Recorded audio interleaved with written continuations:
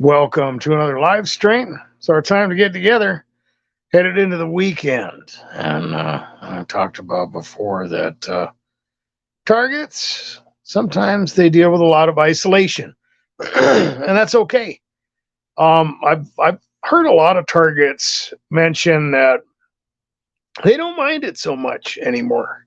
And once you deal with the tyranny that's around you as a target, um, if you can find a place that's quiet, not that nightmare apartment complex scenario that we've talked about.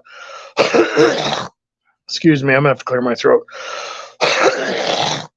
Not the nightmare apartment complex scenario, or the noise campaign, scenario, and maybe a neighborhood that targets deal with. You deal with a lot of that stuff as a target individual, or some type of, I don't know, campaign dealing with different forms of technology that are attacking you. But if you can have a place where you can get get away, and excuse me, I'm gonna have to. I tried to gargle before I came on, and just have some good alone time to where you can study or do whatever. It's not so bad. And I've mentioned that taking advantage of that alone time and doing things that are productive, whether it's helping other people and creating, videos for other target individuals, or studying maybe biblical material or whatever. That's productive. They want you ruminating. They want you in a place, where you're not making sense. You're worried about all this stuff. They can manipulate you and use their techniques on you and just further the dysfunction of the targeted individual. Because when you're alone, it can go really bad. Okay, if you don't focus your mind, if you don't, try to find something productive to do, that can go really badly. Okay, you could be worried about things. You could be triggered. You can start ruminating. You can start talking to yourself. You can start, scrutinizing yourself and getting in to the scrupulosity and the other things that a lot of targets will engage in those beginning stages of gang stalking, because they don't know. They don't know what the motive is. They don't understand what they're dealing with. The only thing they know is that it seems like all these people are watching them, and all these people know, all these things about their personal life, and that they're offended, they're after them. And, it's confusing. And when someone believes that they're being watched 24/7, or that, people have cameras in your house and all these other things, well, that can affect you psychologically. So it's almost, it's like the Hawthorne effect on steroids. Right? Because it's one thing to know you're in some type of experiment where it kind of messes the whole thing up, because that people are looking at you. That's the whole idea of the Hawthorne effect. But when you take that to the extreme, and targets believe that, there's people reading their mind, and there's people just watching them in the most private moments of their life, whether they're in the bathroom or taking a shower, with their spouse or something, as they're sitting there watching TV, and they're like, I wonder these bastards are watching me right now. And you might mess up, you might drop something on the floor, or whatever. And it's like you got to make excuses and explain everything. It's just, you can get to the place where you're overcritical of yourself because you believe that all these people are watching you. Targets get to that place where they believe they're the focal point of a Truman Show. I got to clear my throat, guys. Hold on. I don't want to end up triggering people. I'm gonna have to get some water here. The problem is I've been drinking a lot of milk. Been trying to get more calcium, and you know what happens when you drink the milk? It's kind of puts that layer of phlegm in your throat. Hold on.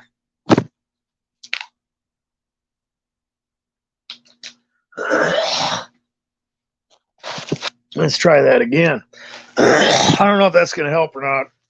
We're gonna make it through this, I swear. But the whole infiltration process that a target individual goes through involves that psychological infiltration, and it involves literal infiltration too. I'm sorry about clearing my throat, guys. But I was watching somebody's channel, and they had, a lot of people do those testimonies. For some reason, I don't, I may do that kind of stuff in the future, but I think it's kind of dangerous depending on who it is, because I've seen a lot of targets start giving people advice, and they're new. They're new targets. They have no idea what the hell's going on, and it can be kind of dangerous. And so to prevent, somebody from just going off and talking about things that are going to trigger other targets or whatever, I don't know. I've kind of leaned away from that, because most of the time what you have to do is you have to just sit back and not say anything and just let them, go off and, tell whatever, which is polite. I understand it.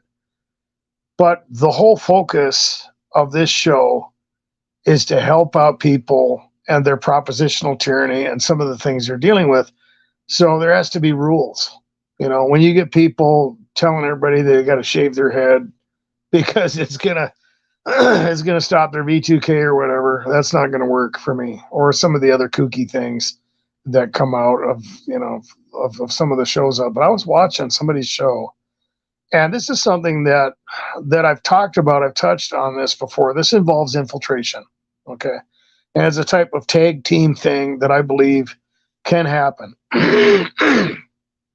And I've mentioned that, when people get involved in certain groups, sometimes they'll start to experience gang stalking, or they'll get involved in something like drugs or something like that. Now, a lot of people will say, well, that's just, that's a drug-induced psychosis, or that's just the effects of the chemical. Well, I don't think so. Okay. I mean, I'm not saying that doesn't play into it, depending on what somebody's doing. But classically, when you look into, even pagan rituals and other things that we've talked about involving witchcraft and other things, a lot of the ways that they would kind of, disassociate or alter their state of consciousness to kind of open themselves up to the beings or the entities or the deities that they were worshiping was through chemicals, okay? Type of pharmakia. A lot of people will take that out of context and they'll say, well, anything is a drug. That's pharmakia. That's talking, in the book of Revelations, it talks about that they wouldn't give up their, pharmakians. And, we'll say somebody out there likes to have a couple beers on the weekend. It's a drug, alcohol's a drug. That's not what I was talking about. You can't just classify, somebody that smokes a joint or something as a sorcerer. Okay, unless they're using it in a type of ritual or whatever, that they're trying to contact a spirit or something. But the point I'm making is that sometimes they would use those things.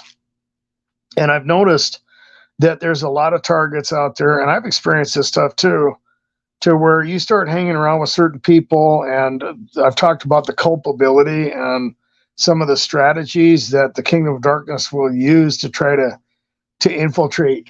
When you're looking at the demonic stuff, okay, which is basically all that was. When people get a modus operandi and a pagan religion that tells you to alter your state of consciousness, contact a spiritual being, and do some drugs, the reason they're doing that is because they want to infiltrate you. They want to possess you. They want to oppress you with whatever they can get away with. That's what they want to do, and they want to control people. Okay, so make no mistake that when you're around somebody or like that or whatever, a lot of targets will talk about that this person tried to get me to do something or whatever, or it might be sexual immorality too. Okay, but I've heard a lot of targets talk about the fact that, and I think it was Chris Steger up in Great Falls was one of the people that have talked about this a lot, that he'll fall off the wagon or something like that, and gang stalking will go off the chain. All right, and I know he's not lying, because I saw that up there personally in that city that he lives in, where I went to treatment up there, And I had all these people coming around me and all this, they were talking about all this weird stuff, classic, director conversations and street theater and stuff like that. And they've, then came out the drugs, then came out the booze and all this other stuff. And it was like being encircled, and it was like a plan. But once I gave into it, then they came out, out of the woodwork, off the chain. The director conversations were not subtle at all anymore. They literally would walk up to me and say, we're gonna do the same thing they all did to you back in such and so city, and this time we're gonna kill you, and all this. It was really creepy, right?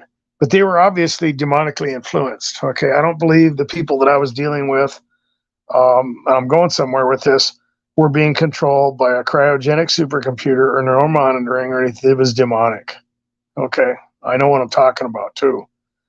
I'm not saying there's not technology out there, but this stuff mainly that we're going to get into tonight involves things that are spiritual. Okay, and like Chris talks about, if he does that, or other targets that I think Stephen Dubik talked about that too, that he was messing around, and the next thing he knew, he had voices and all kinds of weird things happening, and electronics were malfunctioning, and he was just getting heavy stalking, and it all revolved around the use of methamphetamines or something else.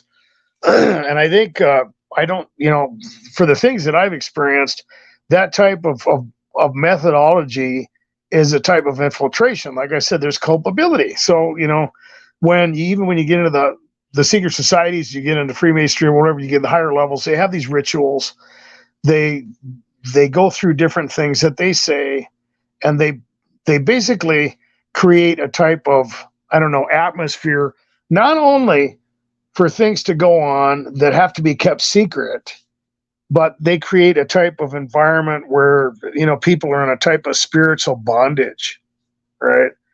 And the whole thing amalgamates together in a type of spiritual infiltration in the people that are engaging in this stuff. So whether somebody's engaging in like a ritual, or they're in a seance type of thing or whatever, or they're in sometimes sex and stuff like that is mingled into those rituals, especially a witchcraft, especially perversion. There was one guy that I was hanging around with one night, and I showed him something that I made on a 4-track recorder. And that was back when I didn't know what I was doing, but I had made it was like the beginning of a song, and I used that technique of automatic writing, okay, which is you're not supposed to do that. I didn't know. I was young, and it was really sinister, and it was really dark. And when people would listen to it, they would like change. Okay, it would like affect them, to the point where this dude, all of a sudden, his eyes just looked different. He took all the money out of his pocket, and he just got paid, which back in I think it was like 1992 or whatever, like $300-400 was quite a bit of money. I don't remember what he was doing. He brought all the money out of his pocket. He goes, I'll just, if you give me that, he goes, I'll give you all the money in my pocket right now. He wanted it. It was just on this little cassette. Back then you'd make stuff on the 4-track, and it would, just be on a little cassette. This was a special cassette, but you could see the effect, right? And we were doing a little bit of drugs too, okay. But I've seen things. I've seen how people can be affected. I've seen how targets talk about their experience with certain things or certain people, whether it's drugs or just people involved in things, or just perps in general, to where when they get in the vicinity of what's going on, they start having these symptoms, the sequelae of gang stalking, which can involve anything from extreme tinnitus to pressure in the ear, to voices, panic, anxiety, all the classic symptoms. that a lot of targets will deal with, to where they're, people are pushing them into a type of mental diagnosis. But getting back to the point, I was watching this show, and this girl was giving her testimony, and she had the experience that a lot of targets will deal with. She started hearing, voices, and having the tinnitus, and dealing with stalking and stuff like that.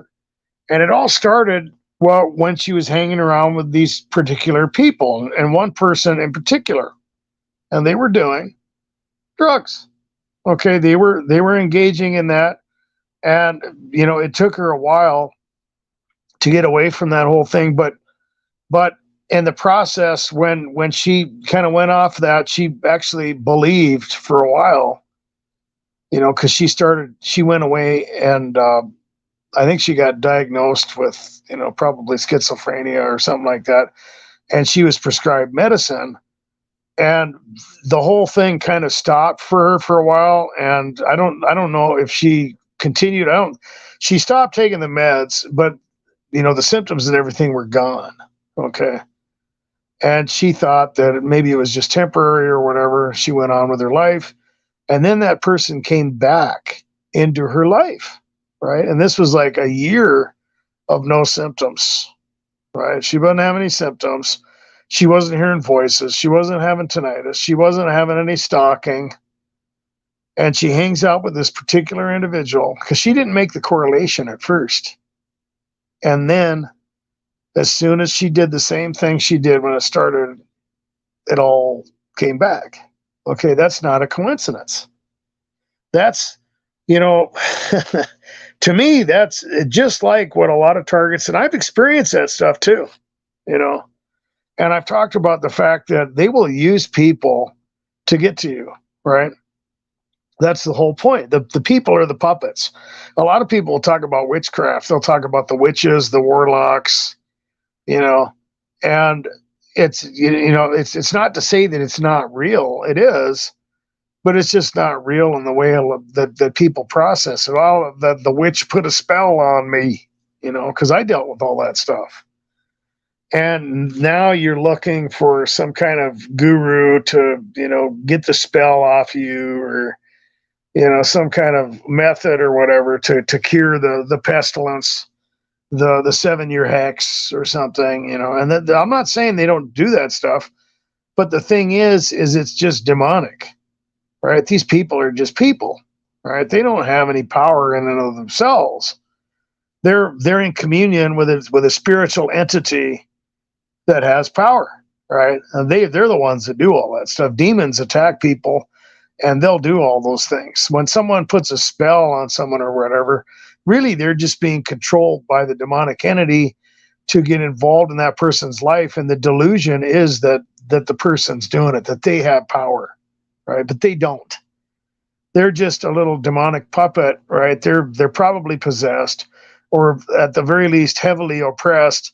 And they're being used to not only propagate the delusion that you can get power and stuff like that, but, to get people to attack the straw man. That's always the modus operandi of the spiritual dimension, to get you to focus on something that's not really a solution. So the solution would be to draw near to God and to have a relationship with Jesus Christ, and forget all that other stupid stuff, right? Like trying to remove the hex, or, finding a spiritual guru or whatever. And everybody's always looking for a quick fix, right? It's like the deliverance ministries and everything, or people, they get drawn into false doctrine, or, cults or whatever, because they know that if they promise you the quick fix, you're going to be rich, God's going to make you rich, or you can be healed, or you need to be delivered, or and your life will be better. And if they get you to believe that stuff, well, you're ineffective. You're walking in darkness. And even if they, if we'll just say it doesn't happen, then they're driven away from God, or they're driven away from Christianity, and they believe, like in the false doctrine, if they don't get blessed when they tithe or something, that God is, kind of cheating them, and he doesn't like them or whatever, when it was never really what was going on to begin with. It was all a deception. It was all just a framework that was set up to deceive people, right? And the people that that were blessed or supposedly were blessed. That was just the little demonic poster boy or whatever, that they would benefit. All of a sudden they've got a money tree in the backyard, or their dog was resurrected or whatever.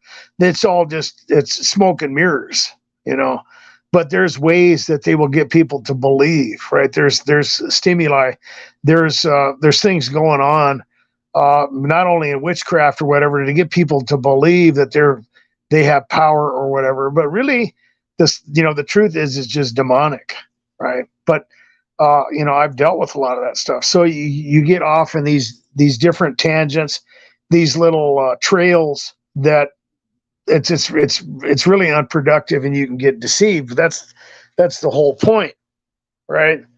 But getting back to the infiltration aspect of it, when I was first experiencing a lot of this stuff, one of the themes, and people talk about direct conversations, they talk about street theater, they talk about all the little comments and stuff like that everybody's throwing at them, right? And there's usually a lot of commonalities, okay? And I've talked about how it's a little different now than it used to be. Now the popular nomenclature is like neuromonitoring or V2K or whatever. But back when this whole thing, when I was dealing with it, a lot of the stuff that I was hearing was more witchy. It was more, voodoo and black magic and stuff like that. Werewolves and witches and vampires and people involved in that kind of, I don't know, dark magic. And it was really, that's really all. Nobody was talking about, technology like they are now. Now, when you get into targeted circles, there's a lot of people that they I don't want to hear about that demon stuff. It's just, you're making us all look crazy. Well, which is crazier? To believe the government's spending, hundreds of thousands of dollars to freak you out, where you're buying, I don't know, a Snickers bar, down at the 7-Eleven and watching you take a shower in a shit, right? So that they can, freak you out for 20 years and setting up accident scenes for you and following you over to the dentist office and spending all this money to, I don't know, see what you're going to do. Or is it more, and not to mention the fact that all these people that are harassing targets, experiencing higher forms of harassment, are now working for the government. So all the targets that go on the run and take off and go to the other side of the world, or they go 3 states away, or they start living in hotels, all the people that end up stalking them are now working for the CIA. They're working for the government. They're all getting paid. They've got gift cards, and they're being controlled by some supercomputer, which is nuttier. Okay. Like I said before, I've talked about this. I'm not necessarily solving all your problems by talking about demons, but the thing is that you have to realize, how this world is set up and so on and so forth. But the thing is that you were dealing with that, and one of the things that I used to hear, and it kind of follows what we're talking about as far as being infiltrated and dealing with a type of tag team, is they would say that tag, you're it now. And I was like, what the hell are these people talking about? Oh yeah, we're just out playing tag, and they would say that right before, something would happen. But it wasn't like I didn't hear anything like that ever before that. Right. The only thing that, people would say before the overt harassment started were little, suggestions and stuff. And I talked about that targets will get that. They will deal with that type of foreshadow. And I used to deal with a lot of that. People would they would act weird. If I would have known about gangstalking and all that, I would have known what was going on. But before the overt harassment, I didn't know. I thought people were just being weird. I thought they were just being crazy. They'd walk up and, wow, yeah, we're gonna drive you crazy, or you're gonna know later when we start driving you crazy. And they'd laugh, and I was like, what the hell is this person on? What the hell are you talking about? Whatever, it's your fantasy. But later, of course, I look back on a lot of those things, and you could see that And I've talked about that. You've always been surrounded by all these people. You've always been, in the world that you are in now. Because a lot of targets will say, "Well, I flipped into a simulation," or all of a sudden, all these government agents are after me now, and they're just following me everywhere, and they just happen to be driving FedEx trucks, and they're hiring them down at the dentist office where I go, and they're sending all these perps from the government in all these places because they're watching me, and they know what stores I go to, and they're after me, and they're experimenting. They're already there, man. They're everywhere. These people are all over the freaking place. They've always been there, okay? And the demons have always been here, and they have had their fingers in this whole thing for a long time. Okay, the framework, the scaffolding of this whole thing has always been there. The only difference, and I'm not saying that government stuff doesn't happen. That's part of the framework too. But the only difference is now they've got the go ahead to throw you in their little meat grinder and drive you nuts. Okay, they've got the leeway, and you've got a target on your head.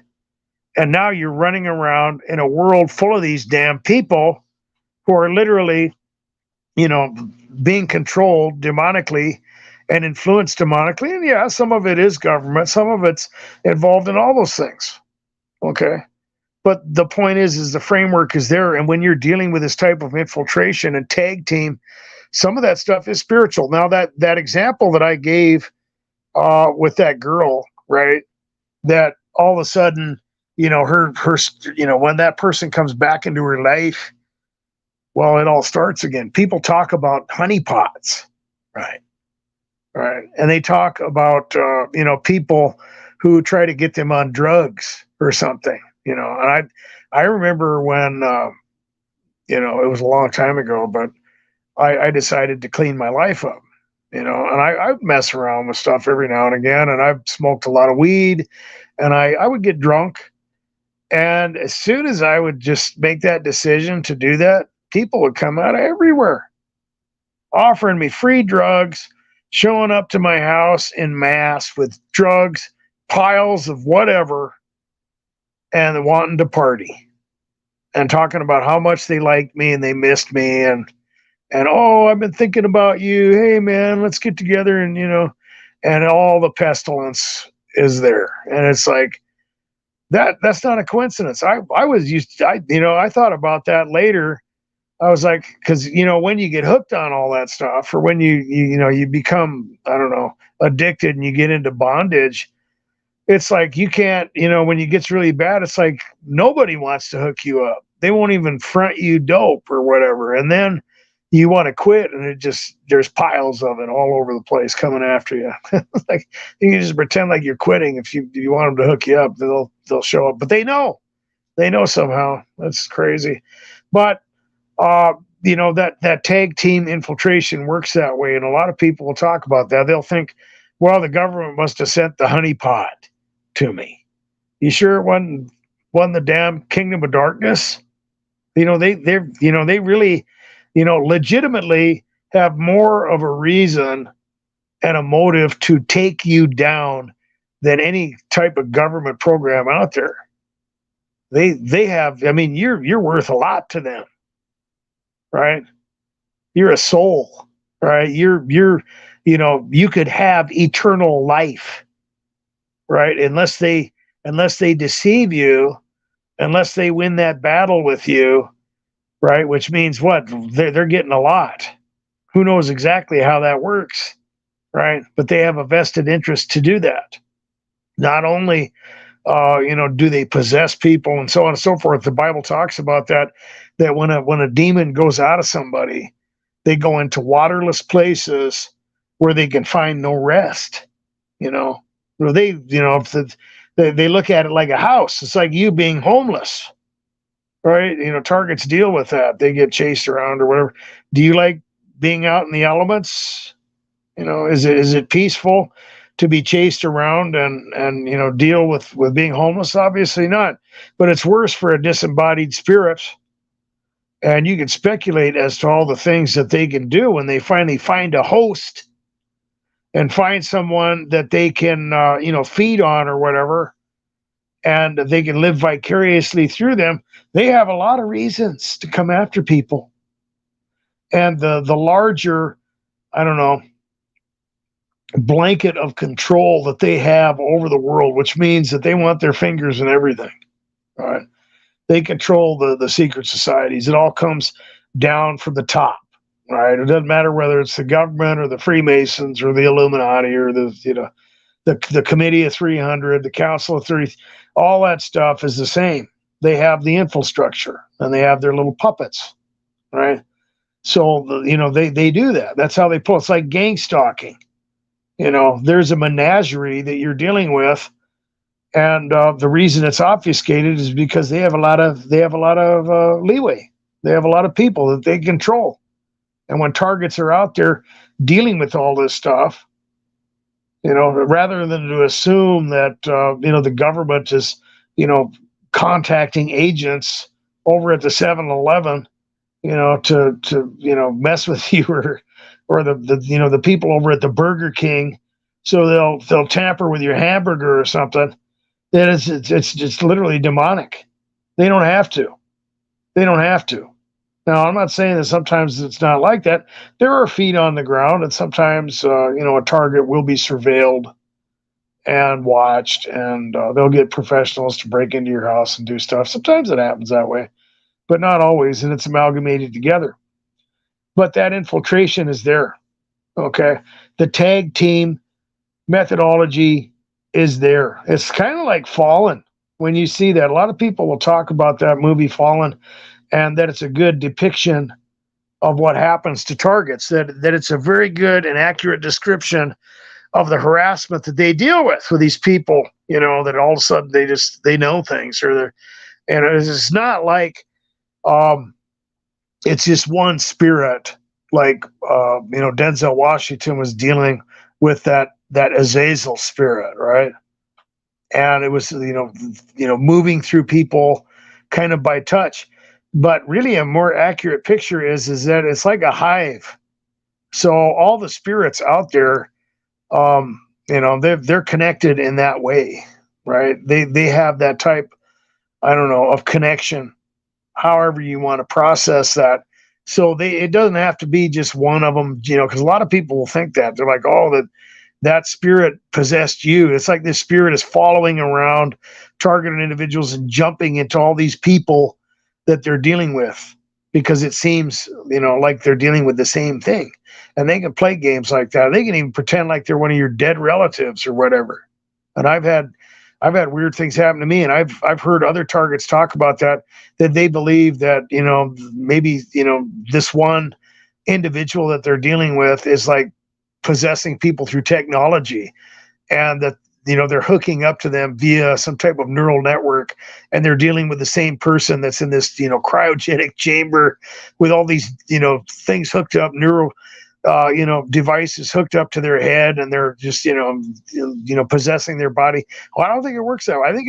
I think all these, disembodied spirits work in unison, and they have a plan. They have a plan for individuals. And when people deal with that kind of thing, it doesn't have to be the same spirit. It doesn't have to be the same disembodied entity, chasing them around or whatever, because they all pretty much, who knows exactly how it works, but they all pretty much work together. So no matter where you go in the world, when you get targets that leave the country or they take off and go, and it seems like, the government must have called the hotel. They knew I was headed over to, the Red Roof Inn, man. And they set it up. They told the operatives at the Red Roof Inn I was coming. Well, I don't think so. I'm not saying that you can't be followed by some of these people. I've had some weird stuff happen where I don't even know. But I do know the demonic stuff. So you will deal with that. And it's like playing tag. And it does involve that infiltration. A lot of targets will talk about the fact that they get a job somewhere, and it's like, the government sent this person over, and they're causing trouble. Let's see this person. I've had it happen. I've had that experience at work where everything was good. I was working at a Domino's once. This guy showed up, and I knew something was up. If I didn't know any better, I would have thought the same thing. Somebody sent this person here. They're paying him. They've got to be, you know. And he just started trouble. He started messing with me. They started playing games, and then all of a sudden it was like rumors were starting and everything. But I think I think he was just possessed, because when I really, stuck around for some of it, some of the comments that I was getting had to do with things that were happening to me in church. Right. And as far as I know, there were no government agents there. So you get a lot of weird stuff, guys. And like I said, if you just joined this live stream and you've been listening to me, the thing about the culpability and the method of this type of tag team methodology that involves the stuff that targets deal with can involve things like being around certain people who, like I've mentioned before, you don't have to be sacrificing, animals or drinking blood or involved in some kind of gross form of Satanism to, have this type of spiritual involvement in your life. You just have to be involved in something that has enough culpability or is controlled by the spirits that they get a hold of that person, or maybe that person has habits, or they're not, walking with Jesus Christ or whatever. They're not walking, being controlled by the Holy Spirit. They'll come in. They will infiltrate that individual to get to you, right? It's like when targets talk about their family members turning against them and all this stuff. Are they really all working for the government, man? Are you serious? Huh? The old FBI called up grandma. Did they? Come on, man. I don't think so. Okay. It's weird though when, to deal with all that stuff, but you got to see these fingers. It's like that movie Fallen. And targets always talk about the same stuff. They always have that experience to where, everything is normal and all of a sudden somebody will flip on them. Right. And it's like, I don't know, were they paid? Did they, did somebody contact all my friends all of a sudden? It's like people start treating them differently. They'll start, ignoring them on social media or, all their coworkers. So maybe they're just, out in the world and they're getting treated differently. I've talked about the little roller coaster that targets can be on, to where people have been really nice to you and opening the door for you. And then, like on Wednesday or something, all of a sudden everybody starts treating you like shit. And no matter where you go, people have these, scowls on their face and they're, mumbling. And it's like, what the hell is wrong with everybody? And it's a way to manipulate you and freak you out and get you to kind of believe you're crazy after a while, because it just doesn't seem possible. But how does it work? How is this little tag game that is being played that targets are playing? How does this stuff work? Well, I think a lot of it's just spiritual. Okay. I think that, a lot of the people out there that are dealing with people who are attacking them, or maybe even individuals in their family that have kind of turned on them, I don't think they're necessarily working for the government. I think that it's damn demonic. And I think that they've got their fingers in this world. And like I said, there's a vested interest in controlling people. And unless you're real diligent and walking with God and being very careful about how you live and being sold out for Jesus, they can get to you, man. Okay. Think about some of the false religions out there. Think about some of the things that are in the Bible, like when Jesus, said, away from me, I never knew you, right? You workers of iniquity. Well, we cast out demons in your name. We did mighty works. We did all these things. We healed the sick. What do you mean? Well, that's pretty obvious that those were, false doctrines and people who were into false religious stuff. You hear a lot of, Catholics talk about being exorcists, right? But what do? They've got holy water. They've got all these things. If you've ever watched some of those testimonies, they'll play all these little games. They'll set a relic out, that was owned by a saint or something, and put it in a box that's unmarked, and wait to see if this individual, because they have to go through all these psychological tests and everything, and they play all these games to see whether or not the person really needs an exorcism, and if they're scared of the box, or they'll flick holy water on their back when they're not looking to see if they start freaking out. And that's not in the Bible, okay? And the demons end up just playing games with these people. They're seeing apparitions of the Mother Mary. They're praying to angels. They're praying to saints. None of that stuff is biblical. They forbid to marry, right? That's in 1 Timothy 4:3, and forbid people to eat meat and stuff. You can see the marks. And I'm not coming after Catholics, but they need to repent, right? If you're not, you should hear. So there was one story where they were trying to cast a demon out of a nun, and they couldn't do it, because like I said, a lot of that's just, they're just playing games with these people. But so they came up with an excuse. Well, the Lord just wants these demons to have to live inside the nun as punishment. So really, it's God's will that these demons are possessing the nun, because it's like, what? It's so, what happens? Well, you get all kinds of it. Anybody can be influenced who is not where they're supposed to be. So it's not that, because you'll hear people say, well, I believe in Jesus or whatever, or they'll claim to be Christian, but they don't know anything. They don't understand the Bible. They don't understand anything about the sound doctrines of the Bible. And they always have those commonalities. And it doesn't mean that they're demonic or evil. It just means that they can be influenced. They can be easily manipulated. And when people are dealing with that stuff, they have to realize that, right? Sometimes family members, like I said, will turn against targets. Might not be the government, man. Okay? Maybe there's some demonic stuff going on there. People are harassing you and tampering with your food at a restaurant. Does the CIA get a hold of them? Well, I don't know. I mean, that's you. Maybe. I doubt it. If you're one of those targets that's dealt with all that weird stuff everywhere, boy, the government sure is spending a whole lot of money, to freak you out.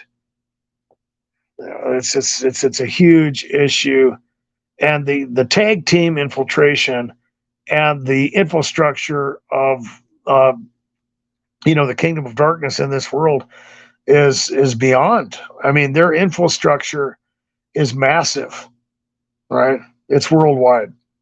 Okay, and targets, they have to come to that conclusion. I've talked about the benefits of experiencing gang stalking, in the sense that you're awakened to this reality, and rather than to believe that all these people are being controlled by some type of supercomputer somewhere, the main emphasis is that the problem of evil is in your face. Okay, whether you believe something like that or not, you have to consider what I'm saying, and the benefit is that you realize that eventually you're going to be dealing with that reality, that you came from somewhere, right? That you have to make that decision, and that a lot of the people you're dealing with have made a decision to go to the dark side, right? They have refused to submit to Christ, or they believed the lies. They wanted their ears to be scratched. They went into some form of religion or whatever that appealed to their flesh, or it appealed to whatever their emotionalism. And now they can be influenced by demons. Now you're dealing with a menagerie of puppets that is worldwide, and it involves government stuff, and involves secret societies and everything, but it also just involves people who are being easily overcome and manipulated by these things. And they have a vested interest, not only to come and attack you, but to control everything and create the menagerie of deception. And the Bible is very clear in Corinthians, says that the God of this world has blinded the minds of people to the glory of the gospel, right? And even when you get into some of the governments, and I'm not saying they don't have technology, but even when you look at people like Duncan, because everybody kind of starts worshiping this guy because, he gives everybody, validation. It's like, oh, no, there's gang stalking and everything. But they don't know what he believes. He's an atheist, first. Second, he believes that probably around 10% or less of the people out there who believe that they're targeting individuals, he believes they're schizophrenic by his own words. He believes that, less than 10% of the people out there that think they're the victim of the technology that he describes in his books are really experiencing that stuff. The rest of them are just nuts. I don't believe that. And I've talked about that before. There's other explanations for this. There's other explanations for the targets that are dealing with this stuff on an exponential basis where they're being attacked, they're being hunted down, they're being harassed, not only by family members, by strangers, by people they're working with, by people around them, the honeypots, everything they're dealing with. There's a way to explain it, and it doesn't have to involve some damn supercomputer in an underground city.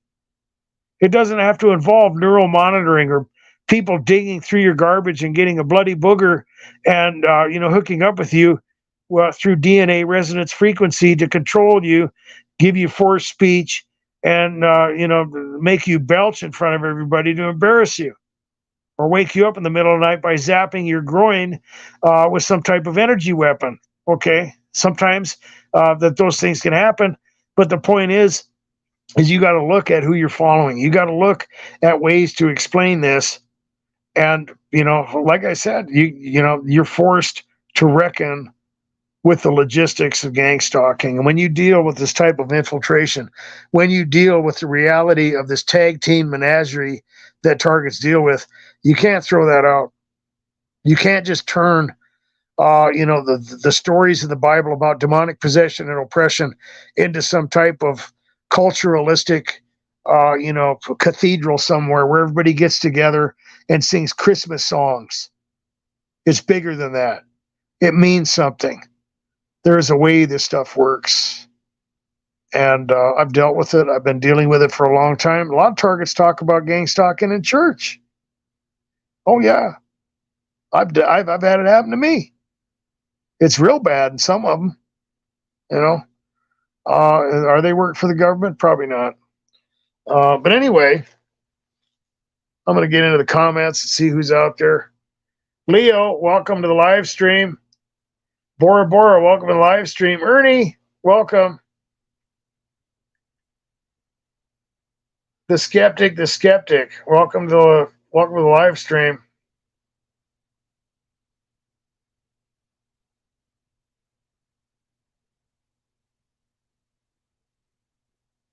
The Skeptic says, on a deeper level, sure, this may be demonic, but the reality is that this is a well-financed network of like government, private contractors, and regular citizens. Well, it is either it's both or it's one or the other. I wouldn't disagree that you have professionals doing some of this stuff to people, but I would also say that if you don't amalgamate this together right, and if you believe that all the people that are harassing you, if you're a target, now this is if, because there are certain people out there that are dealing with surveillance and maybe a couple localized scenarios and some workplace harassment. They might just be dealing with pure government. Maybe they're just dealing with some V2K, nothing else. But if you're one of those targets, man, where it doesn't seem like you can go anywhere without dealing with this stuff, and you're not reading into it, there's no way in hell. Okay, I'm going to repeat that. There is no freaking way that all the people you're dealing with are part of some type of government thing or organized group or clan of anything. It's way beyond that, man. And I'm talking from decades of experience. I'm not just some dude who just started experiencing stalking 5 years ago. I've seen this on every single level. I've seen mentally handicapped people become possessed and start doing this stuff before. I've seen it. I've seen it with my own eyes. They're not working for the government. And there's targets out there that have seen kids and, do some weird stuff. And I don't believe all of them are reading into it. I think I've seen that stuff too, but it's not possible for people to amalgamate that, because I hate that when people do it. I'm not attacking anybody, but they'll say, well, it's evil, and that evilness is demonic, but they're all government contractors. No way. No freaking way. No way in hell. No way. No how. Not happening. Okay. I would believe though that there are stuff, there are groups of people doing that.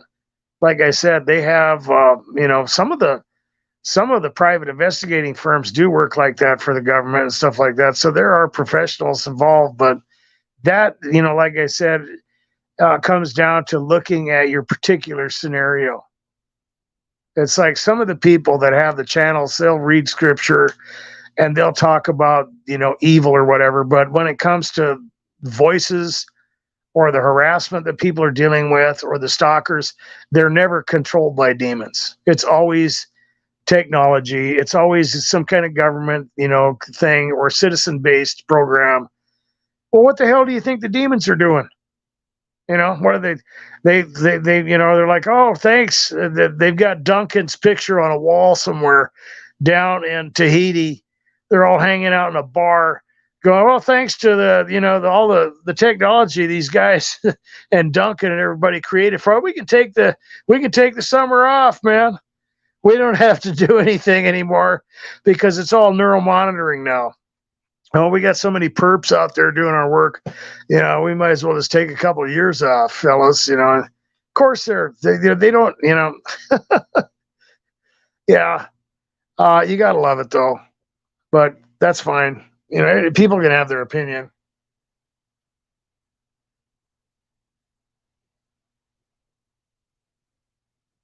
The skeptic says Duncan is a whistleblower, 50% reveal and 50% mislead. Yeah, well, I've wondered some of that. Well, the strange thing about, did anybody find Duncan's, what do you call that? Now I can't even think of it. His obituary. Sorry about that. Because supposedly he's gone, and I couldn't find it. I put that out there, and I thought it was weird that all of a sudden he just disappeared, and there's no obituary.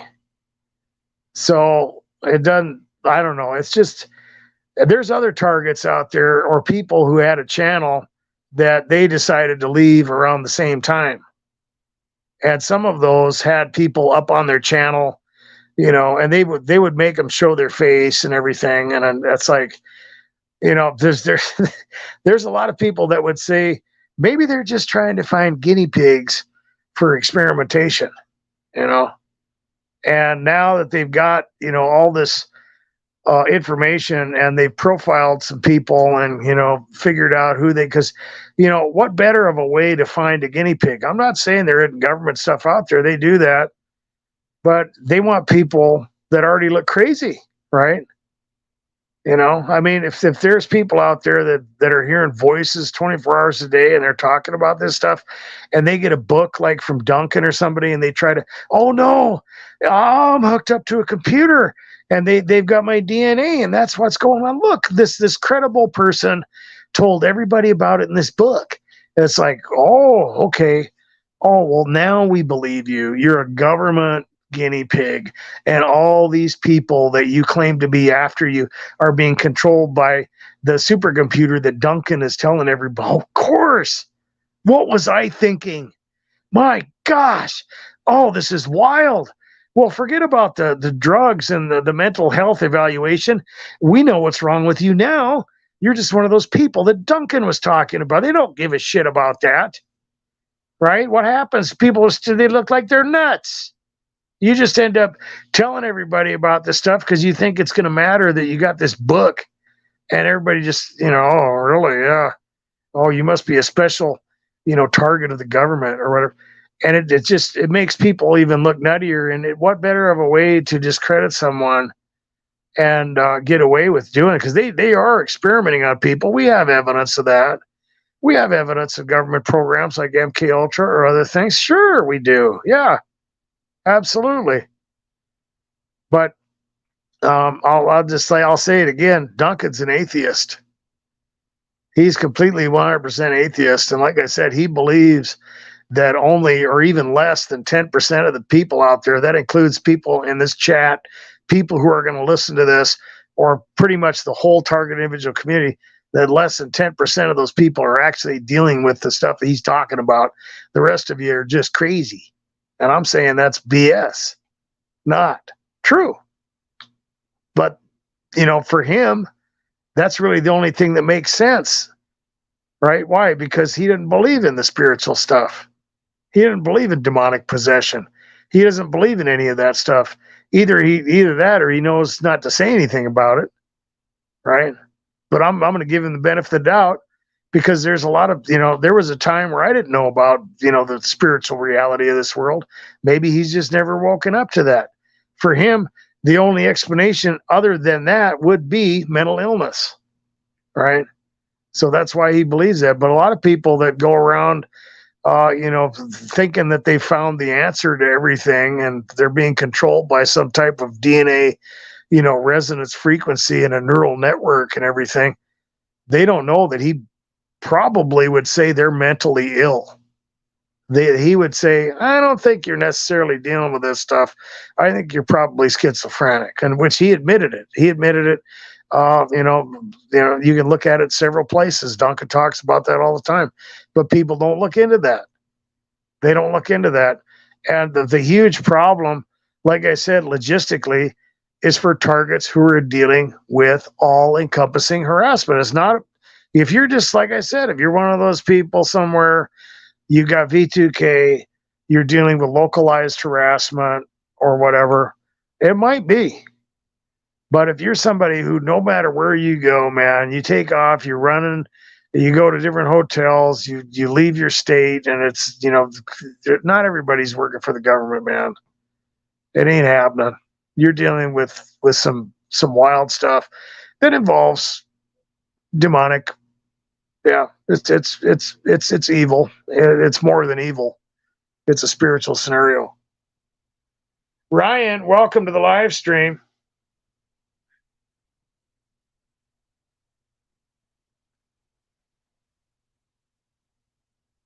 Ryan says he's not seeing my live stream comments. Okay, well, I don't know.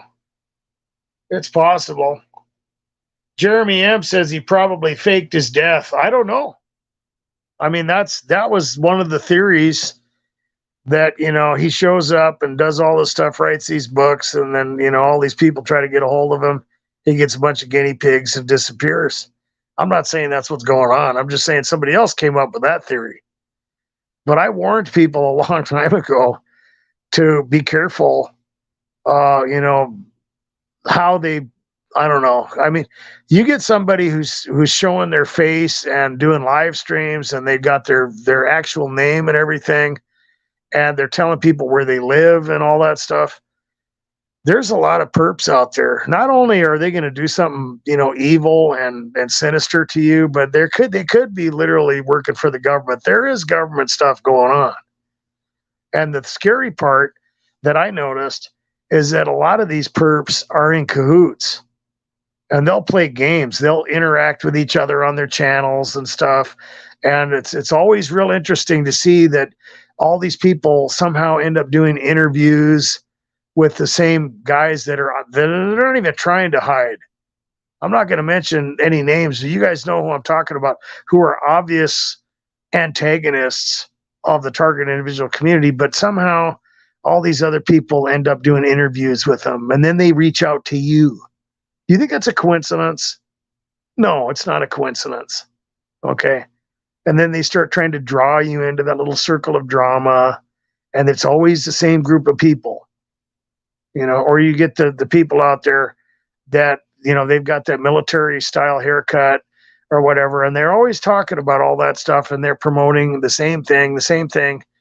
And then all of a sudden, they're talking about lawsuits and how they want, oh yeah, you can sign up for this lawsuit. And, it's what do you mean? We're going to get a petition together. What are you talking about? there's a lawsuit out there, they're the lawyers. And I've talked about this before. They'll swim through shark-infested waters to get money. If they thought they could get money doing this, if it was legitimate, you'd know about it, and you wouldn't be doing no petitions or no BS like that. You'd be signing up for something that they were going to do, and it'd be legitimate. I warned everybody about this whole thing. Watch out. This has been 2 years, and I told you what was going to happen. And it happened exactly like I told you it was going to happen. Okay. And now here we are. People are disappearing, all this stuff. And people gave money. Supposedly all these things were going to happen, and none of it happened. Oh, we're going to get compensation for you. We're going to build a commune. We're going to unite everybody in the target individual community. We're going to do all this stuff, and none of it happened. And all of a sudden it just went to pot. I told you. Okay. Be careful who you give your information to. Be careful who you believe. It's easy for people to deceive because they use the technique of validation. I'm going to validate you because I know you're desperate, and I know that everybody around you believes you're crazy and you're alone and you're being targeted, and I'm going to tell you exactly what you want to hear. And then, I can sucker you into giving me some information, and we can, throw you on the barbecue. That's what's going on, man. Okay.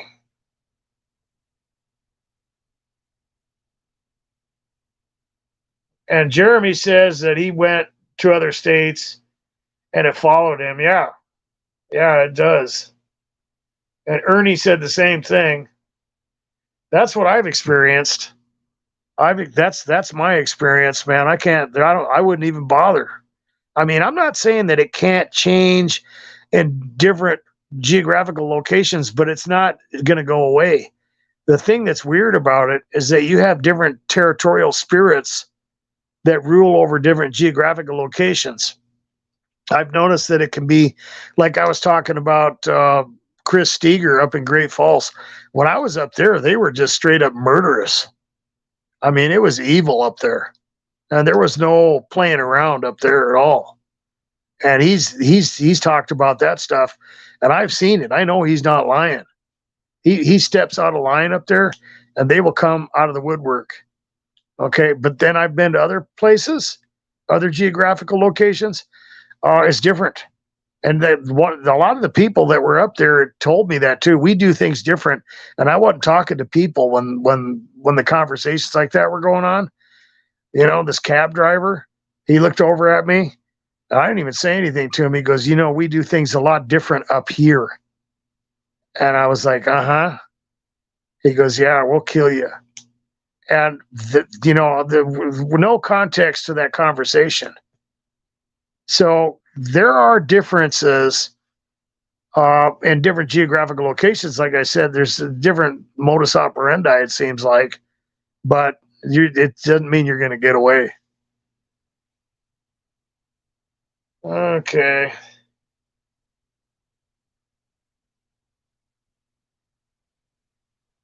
Ernie believes that he started to get V2K because his uncle was an undercover FBI agent. I don't know. Maybe. You never know, man. You never say never. Like I said, I'm not saying that people aren't dealing with stuff like that. I'm just saying that there's more going on. There's more to this than just a bunch of people getting paid by the government or, in some type of, thing where they're setting up accident scenes and, harassing you at the dentist office and the Starbucks. I mean, this stuff is everywhere, and there's a way that it is. There are targets dealing with strictly, things like that, though. I believe that there are obviously government programs and stuff, but I think most of the people that I deal with, and most of the people that talk about that all-encompassing stuff, they're in the demonic meat grinder. Okay. And Chris said that too. It will follow you everywhere if it's demonic. Yeah.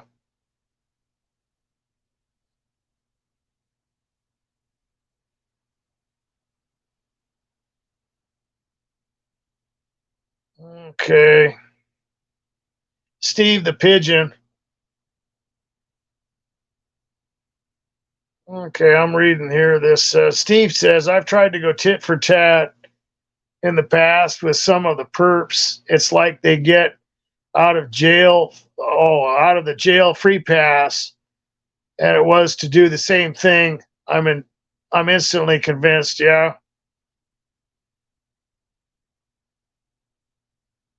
yeah, they play by a different set of rules, man. Once they get you to do something, then that's really the only thing they, that's when they start talking their stuff, and I got tag, you're it, and they walk away. And I've seen that happen to a lot of targets I've talked about. It's different for you as a target to just go have a couple beers or, go into a geographical location in a bar or whatever. It's different for you, man, because you got a target on your back, and these spiritual beings, they're after you anyway. You got to deal with all kinds of stuff, man. You got a target on you literally, and they will bait you into different scenarios, and they'll set stuff up in advance and everything, man. And the next thing you know, somebody will pick a fight with you. They'll wait till you have a few beers or something, or they'll slip something in your drink, and then the whole thing will flip around, and it'll be your word against everybody else's. You got jail, your kids are getting taken away or whatever, and they set you up like that. That's what they do. That's how they infiltrate. They'll get you to do some drugs or drink some booze, or they might slip something in your food, or try to gaslight you or piss you off or drive you crazy and chip away at your sanity and get you to overreact in front of a bunch of people and then say you're nuts. But they'll have the whole thing set up to where everybody's kind of indoctrinated anyway. I don't know. They play by different rules.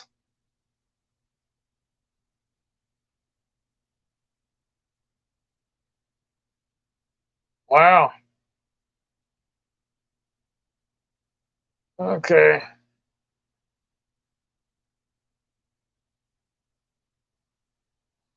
It looks like on average Joe is trying to point out a perp in the comments. Is that what's going on?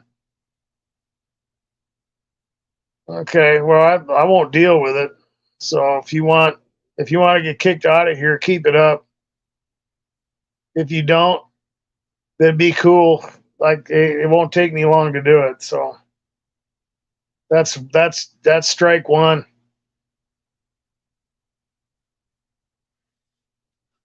Okay.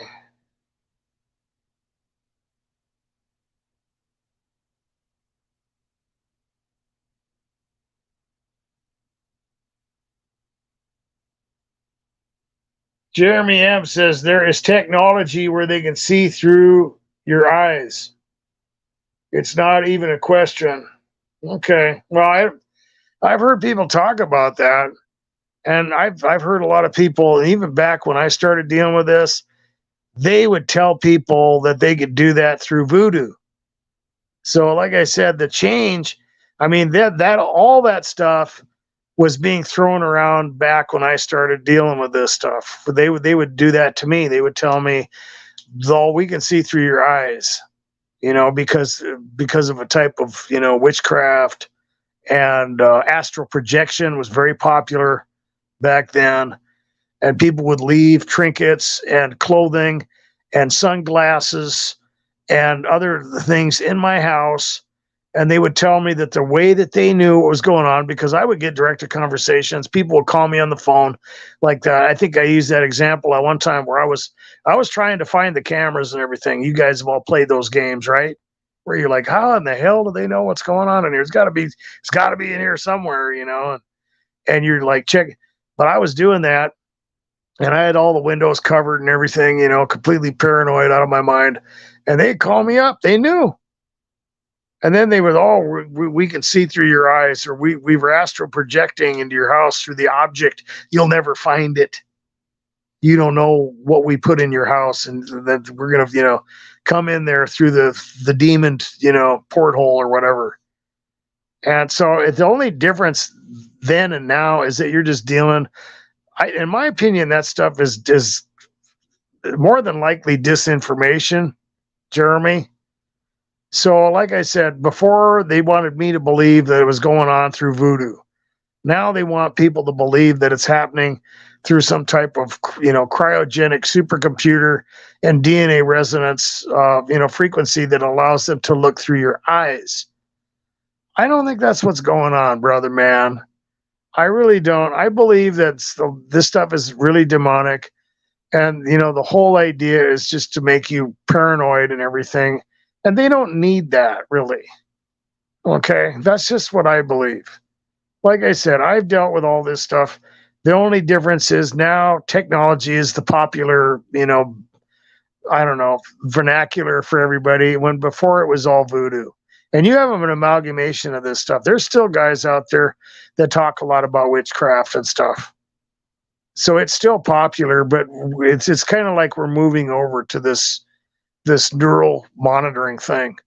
But I really believe that, it's more of a spiritual issue. I don't think that they're looking through your eyes. I don't think they have that stuff.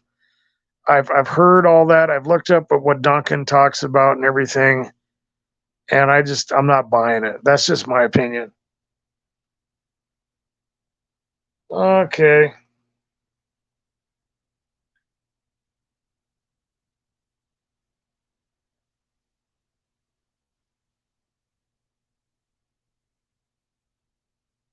Okay. Jeremy says the technology hundreds of years in advance. So why wouldn't you believe it's possible for them to have that technology? Well, it's like I said, Jeremy. What did they tell me 25 years ago? That all that stuff was going on through, and I'm talking about people would know things, dude. I'm not talking about just some idiot that just wanted to play games with them. I'm talking about people who would know things that were going on. Targets deal with that. It's like I said, you get phone calls, or people would tell you things that you're thinking about or whatever, and all these things are going on. But these people are not, they're not working for the government. These people are just regular people, but what they are is they're not connected to the Lord. None of them. They're part of the demonic menagerie, right? They're not getting, they're not, working for the CIA or whatever. They don't know. Even if there was, we'll just say that there was government technology. Okay, we'll use my example. We'll say that you're right. We'll say that it's been, hundreds of years ago, they figured out through some type of Nazi, thing where they perfected this before Operation Paperclip, and, a bunch of scientists figured out how to do it. Well, what about all the stuff I was dealing with? I guarantee you, and some of them were into witchcraft, and I figured that stuff out later. They are, even to this day, they're involved in that stuff, right? And these were people that infiltrated my life, and they would play those games with me. But we'll just say that there was. Well, then how did they know? How did the people that I was dealing with know what was going on in my house when I moved into my closet and covered the walls and everything and got rid of all the electronics and everything because I thought they were looking through the TV? I didn't know how it was working. I didn't know. I played all the ridiculous games that all targets play. And I'm like, how do they know? How do they know what's going on? It's like when targets, they get followed around in their apartment complex. It's like, do they got some kind of technology? They can see me through the walls. They've got the device or whatever. Some of that stuff is just demonic, man. And I guarantee you the people I was dealing with, they weren't hooked up to a government program or nothing like that, dude. They didn't have access to the technology, hypothetically, if it existed, but they were doing it. They knew. They were playing the game with me. They would know when I was falling asleep after they'd keep me awake for like 3 weeks when to come and bang on the house. How would they know? How would they know when to call on the phone and when I'm looking around for something? They didn't even have the internet back then, dude. You got to think about it, brother.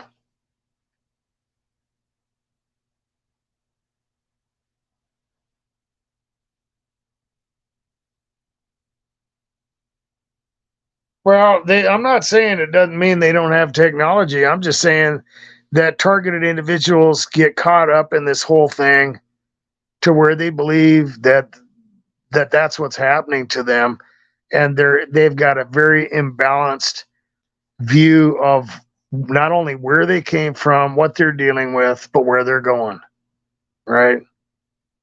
And it's unpalatable. People don't like that. They don't like to take the responsibility that they need to walk with the Lord, and they need to be involved in their spiritual growth, and they need to be drawing near to God, and they need to, it's a very, I don't know, unpleasant thing for a lot of people to deal with. Not only have people been gang stalked in church and everything, but the whole idea of demons and spiritual entities, it's very uncomfortable for them.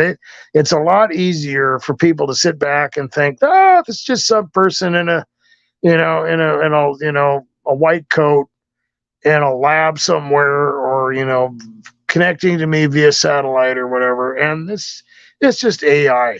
It's some kind of chat bot that's just driving me crazy. It's not really a demon. It's not, the people in my family, they're just getting, paid by the government. It's not that. It is. It is. People are really, the people in the secret societies are being controlled. The higher ups that are controlling the government, they're up to their, they're up to their shoulders in this whole thing, and it's demonic. Yeah. I mean, think about all the stuff that targets deal with. To think that the people down at the hotel or the 7-Eleven or whatever, what are they hooked up to it too?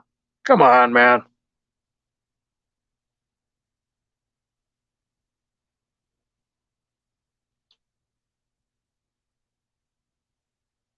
Oh, wow. Pamela Barone says, I am finally getting the sinus surgery I needed 8 weeks ago on Monday. It's so evil. I hope everything is going well for you. And we'll just put a prayer out there for Pamela that she experience healing and a total alleviation from all symptoms from this affliction, and that she would be safe and pain-free.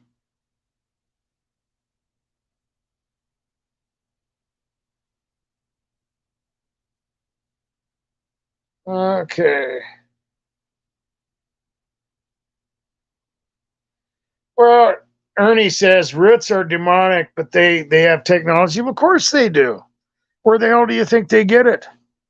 See, that's the problem with you guys, man. I mean, yeah, they've got technology. Where do you think they got it from? I've talked about that before. You get the whole thing in Genesis 6.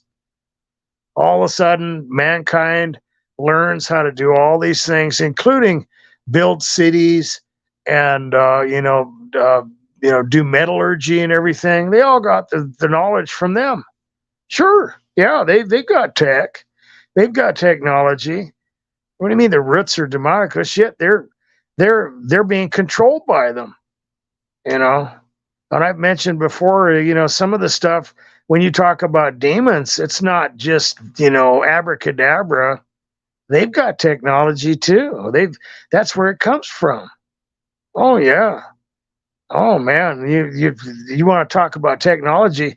The spiritual dimension has the ultimate technology. It's like that.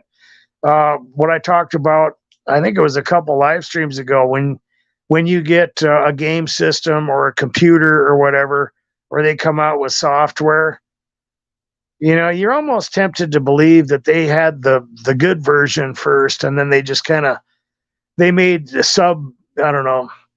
subpar versions just so they could make money. They throw the big boxy version at you, the laptop that's, it's like all those old computers. They probably had, some of that advanced stuff first, but they delved it out slow, like the PlayStation Slim. That could have been like one of the first ones they had. And then they just threw the big boxy versions at people, and kind of played it up a little bit. But that's how I look at it. If there's something out there, think about it this way. If mankind has technology, whatever the demons have, whatever the spiritual dimension has is 1,000 times more advanced. That's the part of this picture you're not catching on to, man. You got to see it for what it is. Doesn't mean tech isn't involved. It just means that's where it comes from. You got to wake up to that one.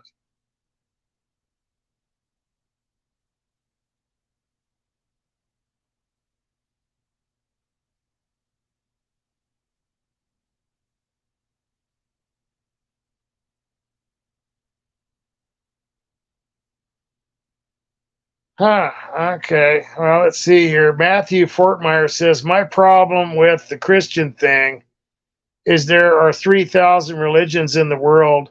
You don't believe in 2,999, and you don't believe in 3,000. Well, no.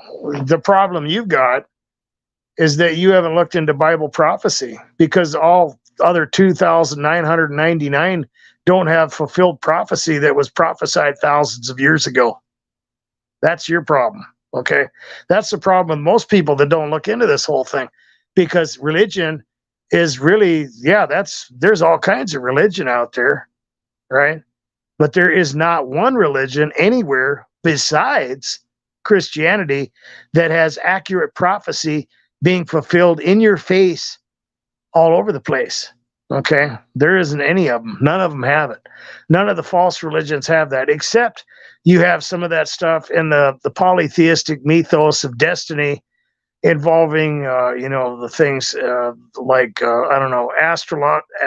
astrology or witchcraft, but none of those things are prophesied like the Bible. Those are short term. That might be a couple hundred years worth. They might have some things that go back a little while, but the Bible, the prophecies of Daniel and the prophecies of Jeremiah, they happened exactly the way that the Bible said it.